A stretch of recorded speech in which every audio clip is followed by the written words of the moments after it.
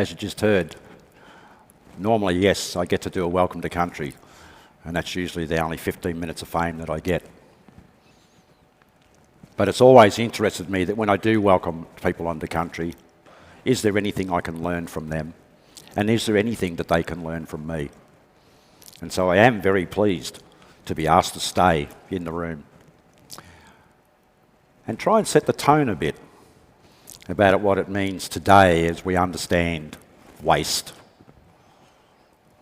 understand climate, to understand material flows. Most people don't think of looking at an Aboriginal person, would they have any knowledge about that? And you just heard a little bit of my bio. If we go right back to my childhood, is that I was told, don't tell anybody you're Aboriginal. Go to school, get a trade, get married, have children, buy a house. And I did that. Did all of those things, and I was proud to do them. But I never forgot that I am an Aboriginal. I felt for many years that I was a refugee in my own country. And as I adapted to the modern ways of life, I started to call myself an urbanised Aboriginal. My culture was not all that important, and it did not apply today. But in all the industries that I have worked in for 30, 35 years, until I rediscovered or had the opportunity to practice my culture, is that I did see a lot of wasted energy. I've seen a lot of raw material come into a processing place, which then be turned out to consumer goods. And over my lifetime, I've seen a lot of those consumer goods that just get disposed of without anybody thinking of what happens to it. That's human nature. That's what drives our economy. The more you buy, the more money there is for everybody else, we're going to be richer. And maybe in some ways we have become financially richer. But we've become ecologically poor.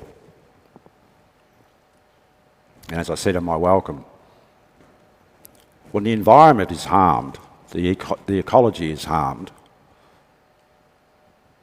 it is Aboriginal people who realise that they're getting sick. But I don't think that the average population realises that they are sick, but they have not got a doctor that's diagnosed it. I think it was more important than ever during COVID that as we went into lockdown and in a 10K limit and a 5K limit, that we actually started to realise what we have surrounding us when we couldn't go any further.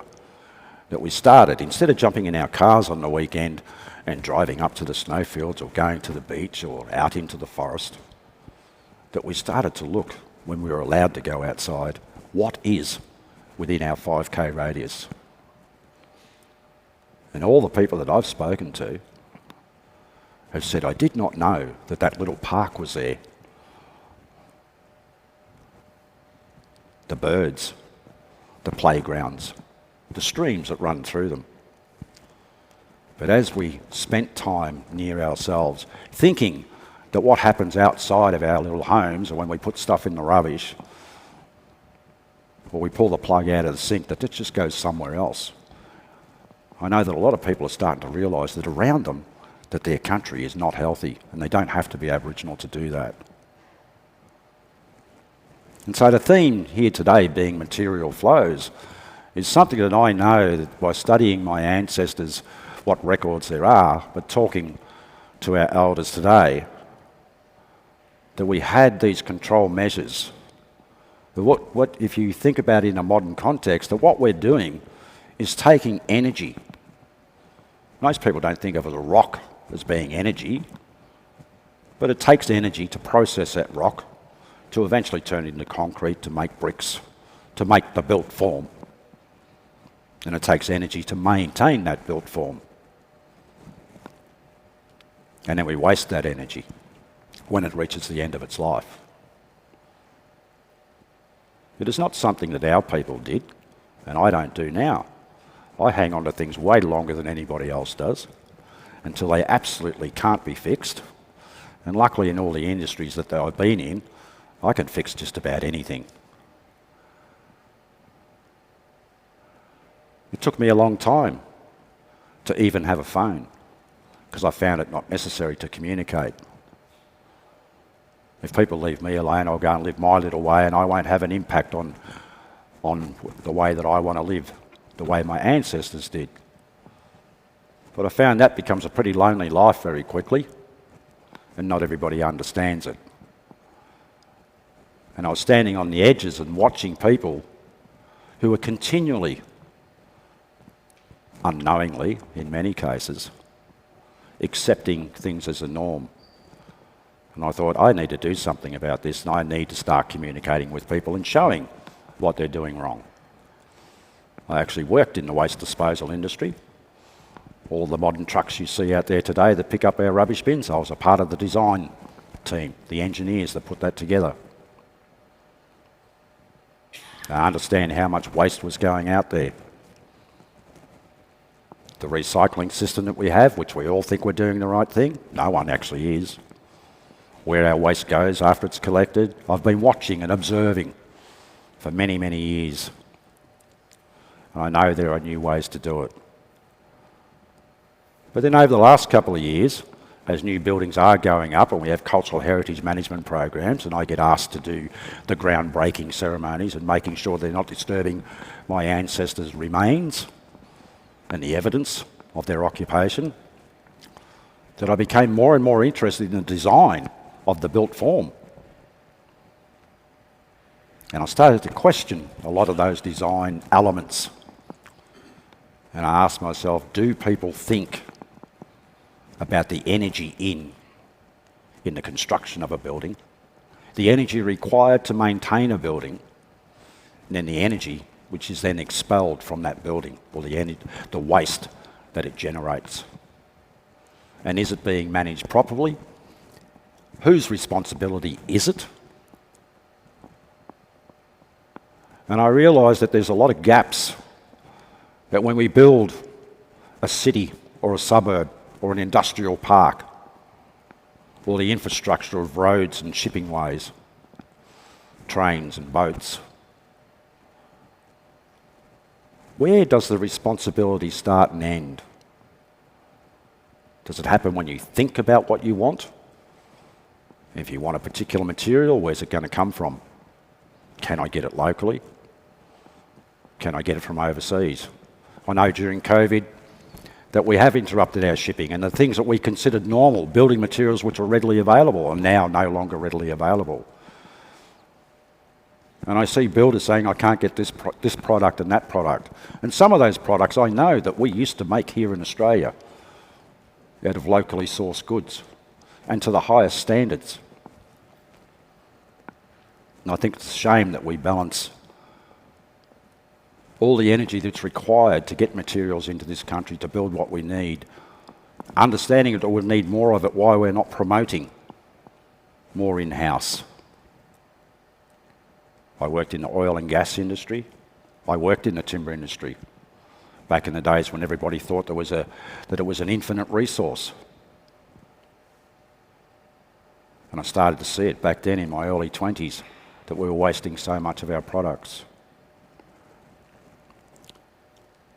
As an elder, I've been asked to sit on various advisory committees, and one of those is the Birrarung Council, which is an independent advisory body which advises the Minister for Water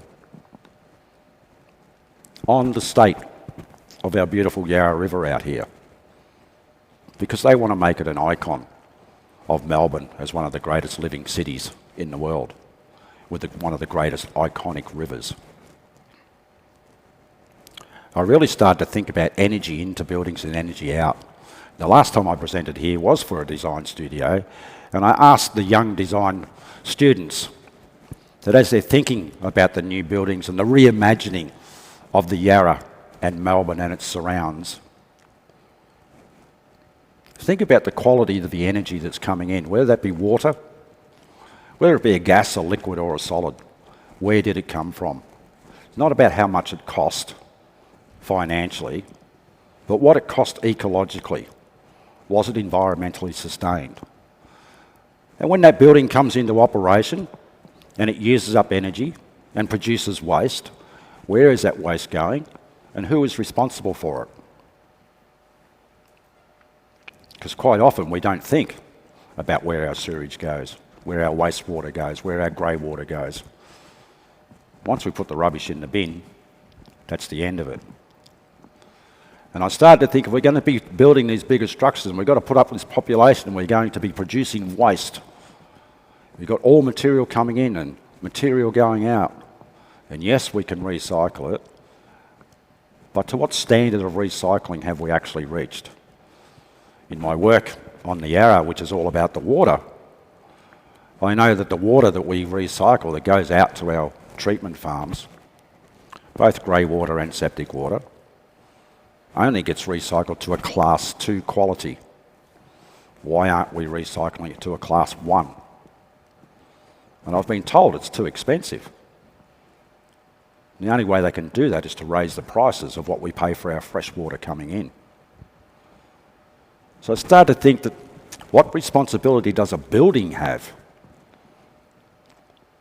And is there a way in our design systems that each building can be measured in the waste that it will produce? And can that be processed on site? So not to the design student, to the architect, to the builder that takes on that responsibility, but passes on a legacy that you have designed a building to the best possible standards with all the knowledge that we have today, the best scientific knowledge, and thinking of some of the philosophical principles of Aboriginal people who never used more than what they actually needed. Material things meant nothing to us. Having more and more material things was not an advantage. It's not about the money, it's about your responsibility to what you're going to leave behind. I see quite often in developments where the developer themselves does the right thing, but at some stage they have to hand over responsibility to the local government or to the buyer, whoever that may be. And there's not always the transfer of knowledge of why this building is built in such a way and where is the maintenance program and what happens if something breaks down. So you can design a building that can capture heat, keep the cold out. You can have the best systems in place that you're going to get all the ingredients you want in, including people. But when it goes out, you're usually putting it into an ageing infrastructure. Does anybody really think, can it handle that volume of waste that these new buildings produce, our new roads? And I can tell you that in my work with various other government agencies, it can't. Melbourne is built on a very, very ageing infrastructure system, and the more load that we put on it,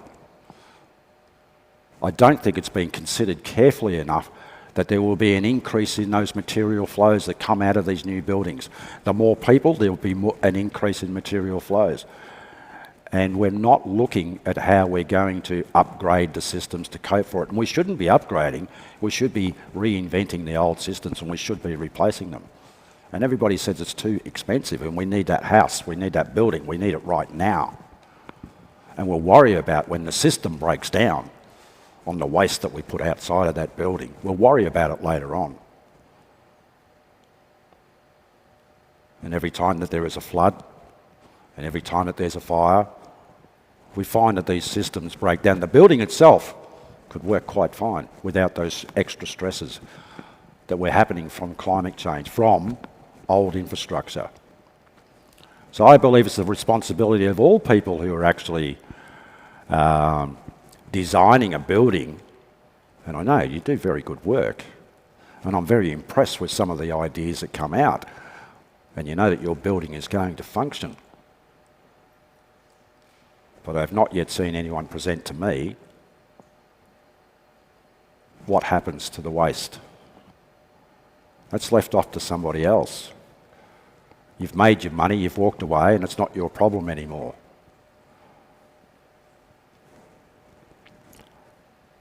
I like to think about a circular ecology, that whatever you take out, which eventually does come back down to the earth, or stays up there in the sky and is now bringing us our climate change, we are the contributors to that. Think about the energy in, energy out. Integrated energy systems. If you are putting energy out, can you harvest some of that energy, even though that it's waste? Instead of just disposing of it, can you harvest that energy on site and feed that back into your building to make it as self-reliant as possible? I don't know. I'm not a design person, but I just see the breakdown in buildings that if they're not managed for the whole life of their building, of the structure, that it does over time begin to break down. And it seems like they're only minor problems, but they build up and eventually you do have to pull that building down because it no longer functions. What's the answer to that? I'm not sure. I know that the speakers that are going to be following me have come up with some really, really innovative ideas. They're not cheap, but they really get people thinking. Everyone keeps telling me that it's too expensive to make something that has all the backups, that every time something goes wrong, that it can stand alone and function by itself. It's way too expensive. I spent the last week or so going back through my emails. I got sent something about a shopping mall that was built here in Victoria. Some of my other work that I've done, I've been asked to sit on what's known as the Forest Sustainability Council, because I'd done a few welcomes for them, and I hung around one of the meetings and I found out what they did. And I thought, these people have got it right, making sure that we're not abusing. If we're doing the cheapest thing we can here, that we're not having an impact on someone else's country, on someone else's culture. They had the opportunity to be engaged with a developer and an architect. And now I could not find which shopping mall that it was, but it's only been recently built. And they set a parameter of not just obeying the legislation and doing the minimum required and a few things that went above the minimum standard.